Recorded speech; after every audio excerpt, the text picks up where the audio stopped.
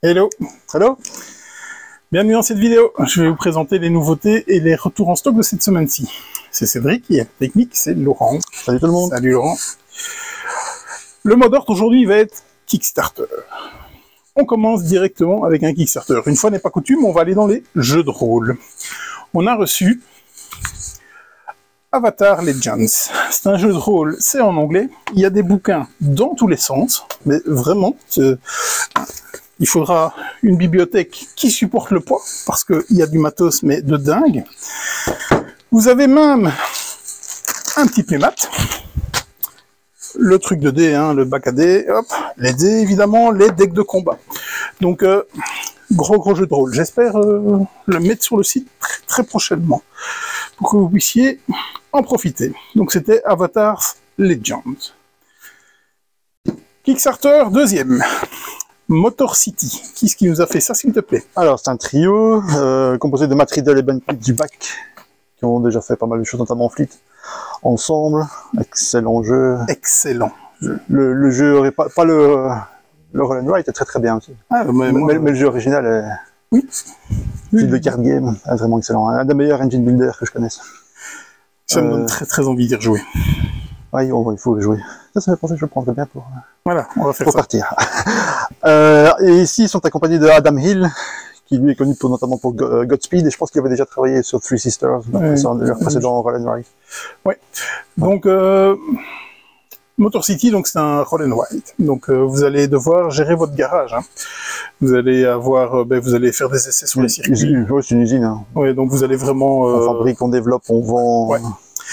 Alors moi je suis super hypé parce que Fleet the Dice Game est un de mes Roll and Write préférés, vraiment, je l'aime beaucoup. C'est le meilleur. J'étais un peu moins avec Three Sisters, et j'en attends énormément de celui-là. En Three Sisters, une partie est revendue, alors que j'adorais... Parce qu'en fait il manquait, je trouve, dans Three Sisters, je sais pas s'il manquait, mais il était vraiment pas au point, le côté justement engine building, parce que c'est ça vraiment que j'apprécie dans leur jeu, et aussi dans Fleet, le jeu de cartes d'ailleurs. C'est ce côté, ça, voilà, c'est de plus en plus, on développe vraiment son moteur, et on arrive à la fin à faire plein de combos, et je trouve dans Fleet Sisters, on savait aussi, mais ça tournait un peu en rond. C'était assez scripté. Oui, ça tournait vraiment en rond, même si c'est... Moi j'aime bien aussi, hein. J'aime bien aussi, voilà. D'ailleurs même j'ai rentré... parce que dans le KS, il y avait justement des extensions supplémentaires pour Three Sisters, je les ai rentrées, je les ai pas pris sur la table. Mais oui, ce sera... Ici, il y a une partie évidente, pour revenir à l'engine building, une partie évidente, c'est que chaque action peut être upgradée, en fait. On a une action qui est d'upgrader une action. Et c'est assez sympa parce que c'est flagrant que, au lieu de cocher une case à chaque fois que tu fais l'action, tu en coches 2 si tu as upgradé. Et si tu as upgradé une deuxième fois, bah, tu coches 3 cases chaque fois que tu fais l'action. Donc il y a ce côté, qu'est-ce que je vais upgrader, quelle stratégie je vais lancer, ça a l'air super agréable. Après on va voir si c'est toujours le problème peut-être de la rejouabilité, mais il donne envie en tout cas. Ben, moi j'avais dit après Three Sisters je le prenais plus, et il t'en restait un, je me suis accaparé. Ouais, parce qu'il m'en reste plus des masses, et il y en avait déjà pas mal en précommande. D'ailleurs, je ne sais même pas s'il m'en reste encore. Je vais regarder ça. Je ne donnerai pas le mien cette fois-ci, parce que celui-là, j'en attends vraiment beaucoup. Au niveau des pinceaux, c'est Ilya Avakov et Marlise Barents. Ouais, je pense que c'est du Three Sisters aussi. Oui, c'est ça. Inconnu au bataillon. Ouais. Donc ça vient, donc comme c'est KS avec les KS exclusifs, c'est 2 mini-extensions. Voilà. Rien de bien méchant, en tout cas. Donc Motor City, très envie, hein. À mon avis, ouais, ce week-end, il y a des chances. Oula, il y a des chances. Une extension de Villainous. Qui est-ce qui nous a fait ça? Toujours le même collectif, hein, Prospero Hall. Oui. Et au niveau des graphismes, c'est Disney. Ouais, hein. c'est du local. Ouais, c'est Disney qui est dessus. C'est pas du local. Je vais chercher le mot. C'est pas du local Ravensburger. Hein. Non. Du local Villainous. Hein. Ouais, Disney. Hein. Parce que je pense que voilà. Bon, c'est encore une extension comme une extension comme étant un stand-alone. Hein. Donc si vous n'avez pas la boîte de base, vous pouvez déjà jouer avec celle-là. Il y a 3 méchants. Il y a Lotso, qui voilà, ça, moi, ma culture Disney s'arrête uniquement... À Bambi. Non, du tout. Au Marvel. Pas au Marvel. Incroyable. Qu'est-ce que je viens de dire en bêtise au Pixar. Au Pixar, bien entendu. Et il y a Syndrome, justement, qui lui était dans un Pixar, il me semble. Et alors, il y a Madame Mina dans les méchants, donc 3 nouveaux méchants. Donc, c'est la 5e, je pense, extension au moins. de Villainous. Je compte, ouais, j'en vois 5. C'est la 5e qui vient d'arriver. Pour les enfants, la planche des pirates. Qui est-ce qui nous a fait ça? Benoît Turpin et Florian Siriex. Oui. Avec au pinceau Camille Chaussy. Oui. Bon, ils sont assez connus, Turpin et Siriex, notamment pour Welcome to, hein. Oui. Benoît Turpin et Florian Siriex pour Nicodemus et autres. Et Chaussy, qu'est-ce qu'elle nous a fait au pinceau? Elle a fait Run Run, Kudo, Micropolis et autres. Oui, beaucoup avec Catala, visiblement. Enfin, tu vas me dire, hein, les dessinateurs français qui ne croisent pas Catala, je sais pas ce qui se passe. À un certain moment, ça pointe Godwin. Alors, on le pressentait pour être dans la sélection des As d'or. Il ne l'est pas. C'est un jeu compétitif, hein. Bien entendu c'est pour les enfants, hein. C'est du 5+, c'est du 2-4 joueurs, 15 minutes, compétitif pour les enfants. Moi je suis toujours un peu réticent. Il a l'air d'être génial, en fait. Il a vraiment l'air d'être génial parce que le matos est top. C'est du stop encore. Ouais, c'est peut-être l'originalité qui a un peu péché, je sais pas. Non, parce que à un moment donné, si tu te trompes, ton éléphant va avancer un peu plus et tout, donc ça va devenir de plus en plus corsé. Et en plus, c'est à élimination directe celui qui tombe. La partie s'arrête et puis vous recommencez, donc ça c'est pas mal. Donc stop encore, je trouve que effectivement c'est peut-être une belle mécanique pour les enfants. Les enfants ne vont pas aller trop loin. On joue avec la boîte, c'est un peu aimanté, les figurines sont top, le jeu est pas cher, donc effectivement c'était un... Il y a même limite un petit côté dextérité quand tu fais avancer ton truc, où tu mets des petits... c'est du bois que tu mets au bout de la planche pour la faire basculer. C'est des jetons de bois, effectivement. Il y a un petit côté dextérité aussi. Des gros jetons de bois qui sont là. Parce que si tu les lances, évidemment, ça va être compliqué. C'était chez Flying Games, avec un logo BlackRock aussi. Donc la planche des pirates. En tout cas, moi, rien que les petits éléphants, là, ils me donnent envie de jouer. Très bien. Donc, il n'aura pas l'As d'or, puisqu'il n'est même pas nommé. Une nouveauté, on est en Warhammer 40 000. C'est du World Eaters et c'est du Khorne Berserkers. Comme tu dis. Voilà. C'est de l'affrontement, c'est Warhammer, j'en profite pour dire ce samedi, c'est Warhammer au magasin, justement. Alors, lui, il était légèrement attendu, hein. Subterra 2, qu'est-ce qui nous a fait ça, s'il te plaît? Un jeu de Tim Pinder, illustré par David Franco Campos. Ouais. Ils sont tous les deux officiers sur le premier. Oui, c'est ça. On ne change pas une équipe qui gagne. Non.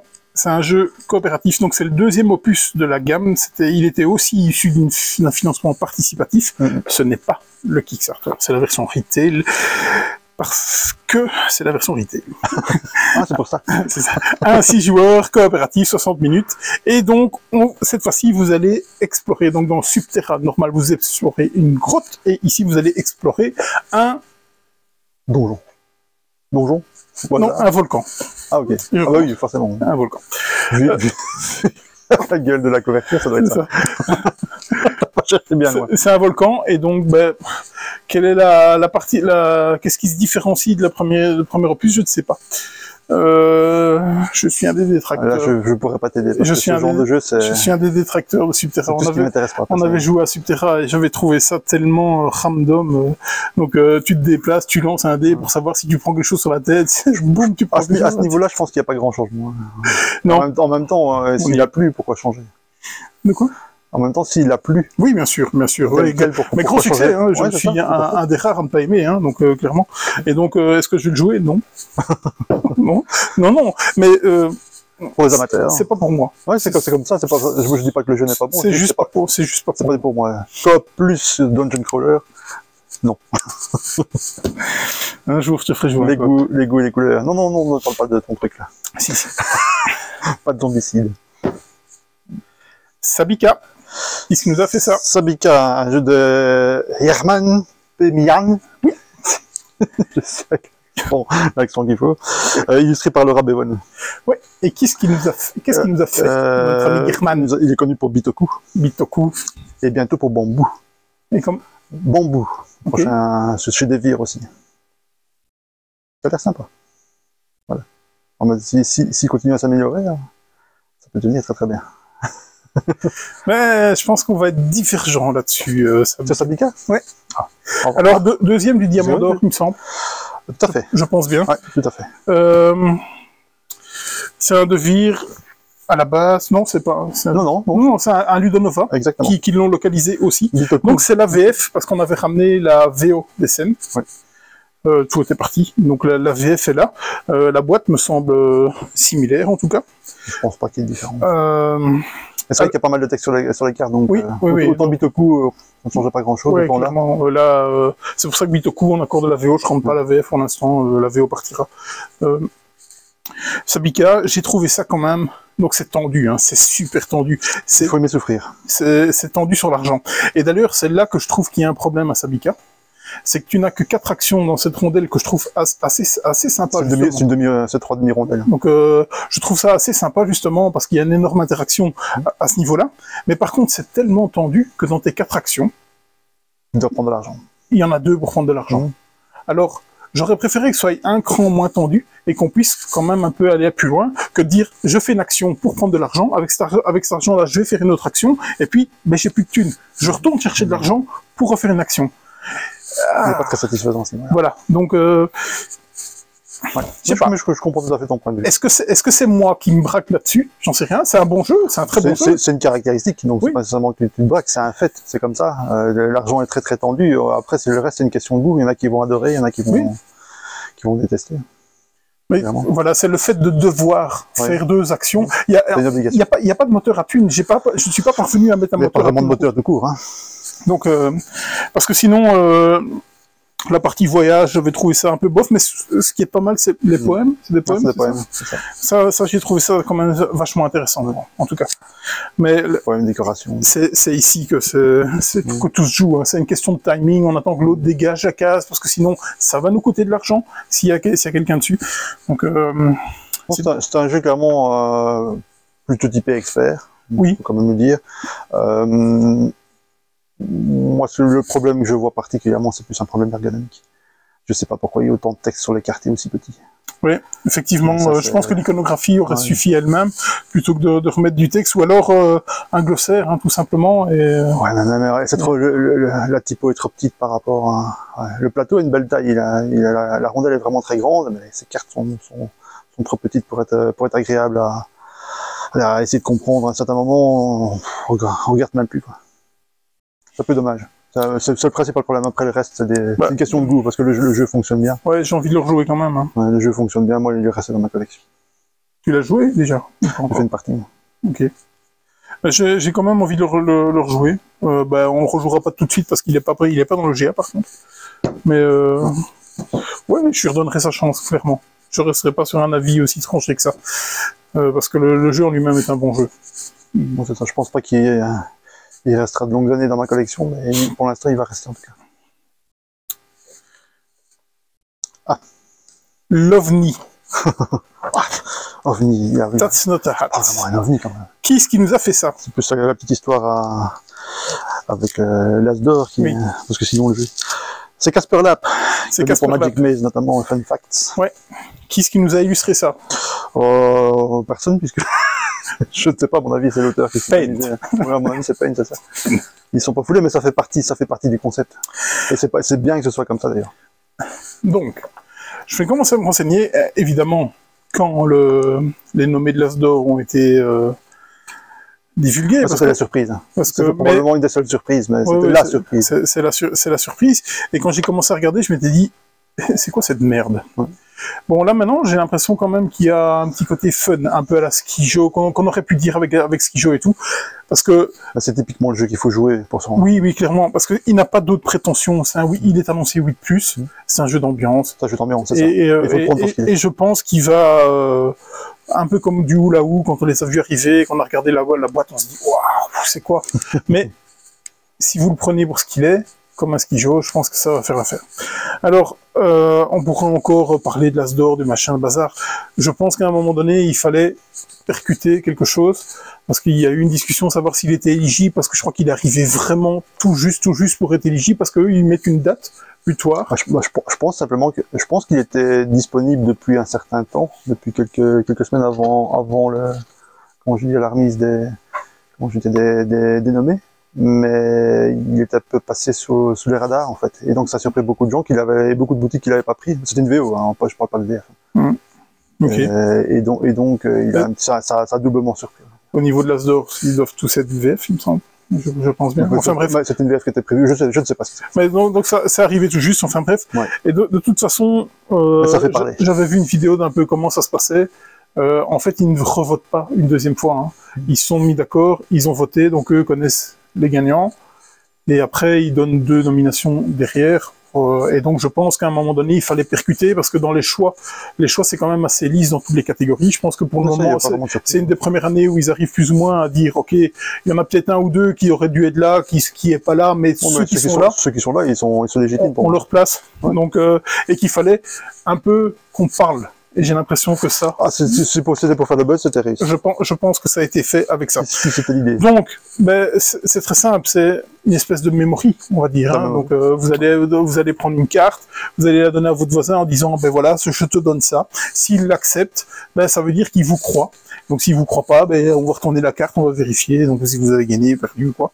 Et donc, il y a des sens de cartes, évidemment. Sur chaque carte, il y a un sens que vous allez donner à gauche ou à droite. Et donc les cartes vont commencer à bouger. Et au plus vous allez en avoir, ben vous allez plus vous souvenir de ce qu'il y a là. Donc le jeu est fait pour ça. Hein. Surtout qu'il y a un côté bluff. Hein. Et oui, important. Oui, clairement. Et, ça va... On donne une carte à quelqu'un en disant c'est ça. Alors. Ouais, nous on va vraiment accentuer le bazar, quoi. Si vous n'avez jamais vu les magnifiques cartes, je vous dis que ça c'est beau, hein. Parce que okay. Ça fait partie. Je trouve que ça fait partie du concept, puisque l'idée c'est que ça ne marque pas. Parce que s'il y avait des détails colorés, oui, ou des détails particuliers, on aurait plus facilement... Ici, le fait, c'est que ça passe le plus inaperçu possible, et que l'esprit n'ait pas la possibilité d'ancrer quelque chose, et donc de tromper le public. Mais ça a l'air super sympa, par contre, à mon avis, il faut le jouer au maximum. À mon avis, c'est 6, 7, 8, c'est là que ça devient sympa. Je suis pas sûr qu'à 3, ce soit vraiment très... Eh bien, ça va s'arrêter assez vite, parce que c'est... Ah oui, c'est un 3-8. Je pensais que c'était un 2-5, mais c'est un 3-8. Donc, ouais, oui, je suis pas sûr que 3-4, je suis pas... Enfin, non, je pense que c'est le nombre qui va faire... oui, c'est ça, à mon avis. Le nombre et les joueurs, à mon avis, beaucoup. Oh, il faut mettre l'ambiance. Hein. Mais c'est un jeu d'ambiance. C'est un jeu d'ambiance. Avec un petit apéro en même temps. Donc, on a succombé à la hype et on a rentré ça, parce que là, vraiment, je n'aurais jamais rentré, je pense. Ah non? C'est compliqué. Des jeux d'ambiance qui font flop, il y en a beaucoup. Il faut le jouer. Hein. Ah oui, bien sûr. Rappelle-toi... Comment c'est le nom bateau, je ne retiens jamais. Drone versus Goéland? Non, le bingo. Là. Ah, je l'ai en plus. Super méga Lucky Box. Super méga Lucky Box. Attends, tu le vois jamais. Ah, mais moi, il y a Phil Walker Harding derrière, hein, quand même. Il y a Phil Walker Harding derrière. Hein. Et ici, c'est Casper Lap. Oui, ok. Ah. Ouais, bon, d'accord, c'est pas encore le même pédigré, mais c'est quand même pas... Non, c'est pas un inconnu. C'est pas un inconnu, donc... On est bien d'accord. Ouais. Mais enfin, moi, Phil Walker Harding, j'aime beaucoup ce qu'il fait, généralement. Ouais. Donc, c'est gentil. Ah ben, c'est sa gamme, il est dans sa gamme familiale. Ouais. Voilà. Kickstarter, 3e. Alors, je me plante toujours sur le nom, il n'y a pas de raison. Oranienburger Canal. Oranienburger Canal. Ouais. Qui est-ce qui nous a fait ça, s'il te plaît? Alors, qui d'autre que Uwe Rosenberg? Uwe Rosenberg. Et au pinceau, qui d'autre peut commettre ce genre de choses? Donc la couverture, ça va encore. La couverture, ça va encore. Ça va encore. C'est pas tout joueur, notamment. Ouais. C'est notre ami Harald Lisk. Ouais. Harald. Ouais. Faut qu'on cause, mec. Ouais. Ah, à un moment donné... Alors... Bûcher-Laurie bientôt sur celui-là, où je m'étais trompé. J'avais dit 1932, 1937, c'était un peu le truc qui m'a repris, c'était 1832, 1837. Ouais. Je pense que Monsieur Lisk est né en 1830. Bon. C'est clair qu'il a... mais en même temps, il y a certains, puisqu'il s'occupe de tous les Spielberg, London Necropolis, par exemple, avec cette espèce de vert, bleu, gris, un univers assez particulier, ça donnait bien. Oui. Parfois ça passe très très bien. Et d'autres fois, comme ici, j'ai du mal. Pilgrim, je trouve que ça va. Pilgrim, oui, la couve d'ailleurs est assez sympa. Ici aussi, la couve à la limite, bon, le jaune est un petit peu trop présent dans mon goût. C'est criard, hein. Mais c'est rien par rapport au vert des plateaux joueurs. Les deux extensions, L'extension des decks de cartes. Il y a 2 decks dans chaque extension, donc ça fait 6 decks en tout, en sachant que lors d'une partie, on joue avec juste une partie d'un deck. Donc, à ce niveau-là, il y a pas mal de variabilité. Ouais, il y a de la variabilité. La rejouabilité, je ne sais pas, parce que je pense que les cartes quand même tournent quand même toujours plus ou moins autour de la même chose, mais au niveau variabilité, ça c'est sûr. 1 2 joueurs pour des parties de 45 minutes, je dirais 45 minutes par joueur. Ouais. C'est pour ça, comme il y a la version solo que ça a été mis. Ouais. J'ai très envie de le jouer en solo, on l'a joué en duo. Donc on en est venu au même point, on va pas vous spoiler le bûcher laurier, mais si vous aimez UV Rosenberg, vous aimerez ce jeu. Si vous n'aimez pas UV Rosenberg, vous n'aimerez pas. C'est pas celui-là qui fera changer d'avis. Voilà. Donc rien de neuf sur Soleil. Non. Si vous aimez bien, foncez. Si vous n'aimez pas, passez. Il m'en reste très très peu, je pense. Voilà. Et le bundle, et surtout pour un Spielworks, le bundle est à un prix très très correct. Très abordable. Ouais. C'est suffisamment rare pour le souligner, parce que Spielworks en général... On est à une 60aine d'euros pour un KS avec une boîte. Pilgrim, on n'est pas le droit. Je me rappelle pas d'avoir eu un Spielworks en dessous de 70-75 euros. Donc, avec en plus les extensions ici, puisque tu as fait un bundle. Donc, et j'ai slivé les cartières. Il y en a quelques-unes. Il y en a, hein. Oui, parce que je pense qu'il y a quoi, une 60aine de cartes par deck. Et donc il y en a 2 dans chaque extension, plus 2 dans le jeu de base. Donc ça fait 6 x 60. Ouais. Voilà. J'ai passé un bon moment. Il ne sera pas inoubliable. On va le jeu de deck, encore une fois, voir s'il y a... Peut-être que c'est... On a joué avec le A, avec le premier, peut-être ouais, que les autres que le B font des choses un peu plus... C'est vrai que c'est un... Voilà. Il va falloir le retester. Il va falloir le retester. Kickstarter 4e? Non. C'est Ortis, c'est issu d'un financement participatif, mais c'est la version retail, donc la version localisée par Ori Games. Donc qui nous a fait ça, s'il vous plaît? C'est Mark Tuck qui a tout fait. Mark Tuck qui a tout fait. Il a fait Orchat. Je vous en parle bientôt. Les retours. J'annonce. Asdor. C'est quoi ça? Asdor enfant. Acropolis. Je connais pas. Asdor. La colline au feu follet. Asdor enfant. J'ai jamais entendu parler. C'est des retours. Gigamic le doublé. Je pense que c'est du beau boulot qu'ils ont fait sur Acropolis. Sur la colline au feu follet, aussi, c'est vraiment ça, même si la planche du pirate aurait pu être dedans. Je sais pas, qu'est-ce qu'il y a d'autre? Il y a... ah oui, il y a Flashback Zombie Kit chez les enfants. Et le troisième, je me rappelle plus c'est quoi. Je sais plus du tout. Mais c'est trois bons jeux, mais je pense que la colline au feu follet va être au-dessus. Ouais, il y a des chances. Et c'est ce que tous les pronostics disent. J'avais discuté avec donc quand mon représentant Gigamic était passé à l'époque, il m'avait présenté sur le fil il voulait le sortir absolument pour le X janvier. Et à mon avis, ça a raté, parce qu'il est pas dedans. Et de toute façon, on les a pas encore reçus. Il est sur le fil, donc c'était peut-être trop sur le fil. Mais donc, on en rediscutera de celui-là. On en rediscutera vraiment, parce que j'ai halluciné, j'ai flashé sur ce jeu. Bon, la colline au feu follet, Acropolis, les Asdor. On va pas revenir dessus. Hein. Non. Est-ce que tu veux bien venir avec moi pour le jeu de la semaine? Je te suis.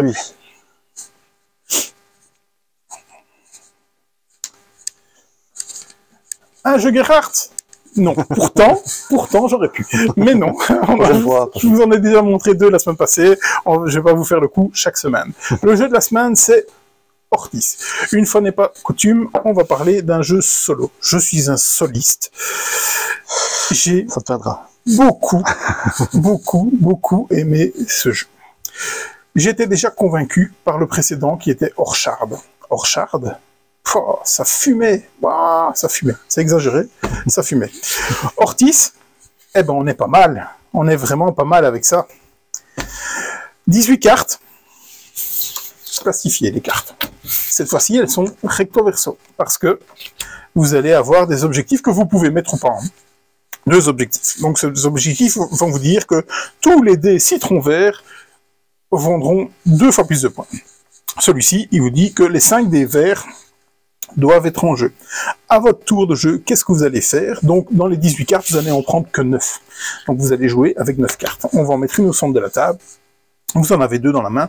Et vous allez devoir venir écraser une partie de la carte.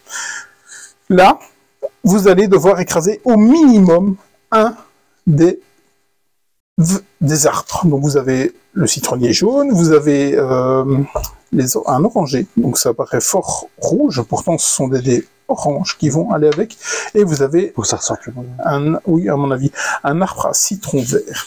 Et donc quand vous arrivez à écraser, eh bien, vous allez donner de la valeur à ce que vous avez fait. Donc, si par exemple, je prenais cette carte-là, pourquoi j'ai pris cette carte-là? Je n'en sais rien, je dois avoir pris cette carte-là, à mon avis, ça irait mieux, j'ai dû voir un truc, oui.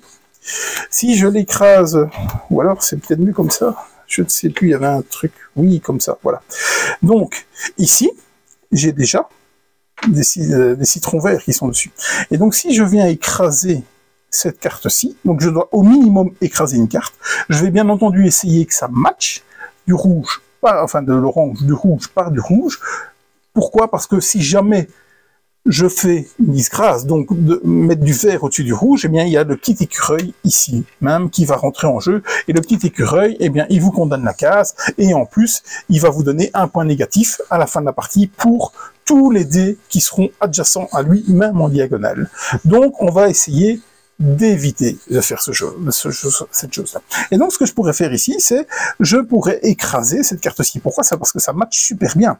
Donc, je vais écraser du vert par du vert, du jaune par du jaune, et du rouge par du rouge.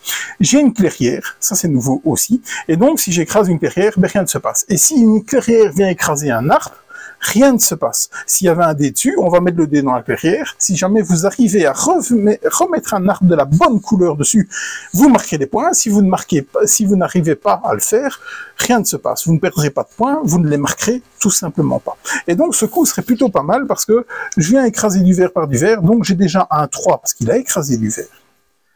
J'ai déjà un 3. Je viens mettre un 2, donc ça va devenir un 5. Là, ça va devenir un 2, et là, ça va devenir un 3. La clairière, rien ne se passe. Donc, je vais commencer à noter, à marquer des points. Pourquoi? Parce qu'à la fin de la partie,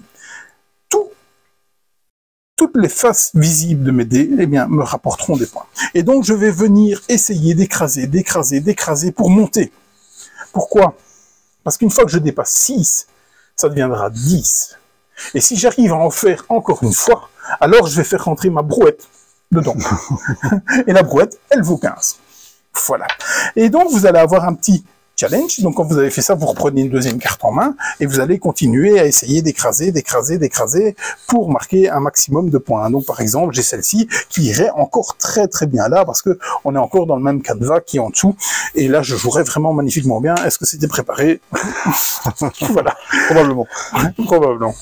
Donc, il va falloir essayer de marquer le plus de points possible, d'arriver dans un certain target. Donc, bien entendu, c'est un jeu solo. Vous ne jouez pas contre un automa, donc il va falloir battre vos propres scores. Mais ce qu'il y a de bien avec Ortiz par rapport à Orchard, c'est qu'on a des petits contrats qui viennent un petit peu booster la stratégie qu'on pourrait faire dans ce cas-ci. J'ai une stratégie full vert, je vais me concentrer vraiment sur les verts avec ces deux cartes qui vont avec.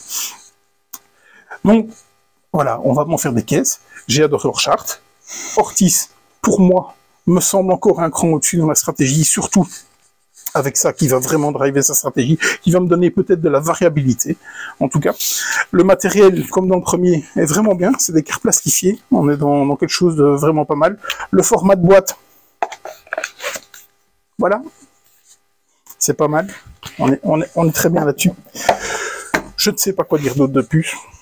Moi, convaincu. Je vais kiffer, vraiment, ça, j'adore. J'adore. Il peut continuer, le garçon, il n'y a pas de problème. Je valide. J'avais déjà validé son précédent. Je vais valider celui-là. On est pas mal, hein? Oui.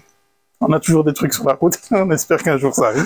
On va faire des Pour finir, on va finir vraiment par vous faire des incrustations en disant ça devait arriver, ça ne m'est pas arrivé. Donc, si vous regardez cette vidéo, peut-être que demain ce sera là. Ou pas. Ou la semaine prochaine. On verra bien. Surprise. La semaine prochaine, tu n'es pas là? Je ne suis pas là. La semaine prochaine, il n'est pas là parce que ça va être notre poste avancé, notre éclaireur. Il va à Cannes. Est-ce qu'il vous fera un direct de Cannes? Non. Pas ici, pas ici, mais avec toute la team, hein, la team des furieux. Hein, vous Oui, verrez. ça risque. Je vais revenir crever, je pense. Tu vas revenir crever. J'ai plus l'âge pour ces trucs-là. Ah, oui, déjà ça, mais avec une multitude de vidéos, si j'ai bien compris. Hein. C'est fort probable. Ouais, voilà. Donc, vous le retrouverez sur les chaînes concurrentes. Je vais demander un salaire, un copyright, un dédommagement. Donc, On va négocier, t'inquiète. on négocie. Ce sera sur les recettes ludiques, non? Sur Je pense, les voituriers. les voituriers, hein, à mon Sans avis. doute aussi, parce que Sur les voituriers on va ludiques. profiter du temps perdu en voiture pour C'est ça. on va rentabiliser ça, on va dire. Ouais. Donc, passe un très bon can. Merci beaucoup. Tu me débrieferas ça. J'en doute pas. Donc, à mon avis, la semaine prochaine, je vais essayer de voir, mais vous allez connaître d'autres personnes de l'équipe. Je fais un peu de changement, c'est bien. J'ai ma petite idée. J'imagine. Je pense qu'ils auront déjà un peu plus de cheveux que toi. C'est pas compliqué en même temps. C'est ça. Wow, je peux pas me C'est faire. pas très compliqué. Donc, voilà. Mot de la fin. La fin. À bientôt. Toujours. À bientôt. Salut, hein. Salut tout le monde.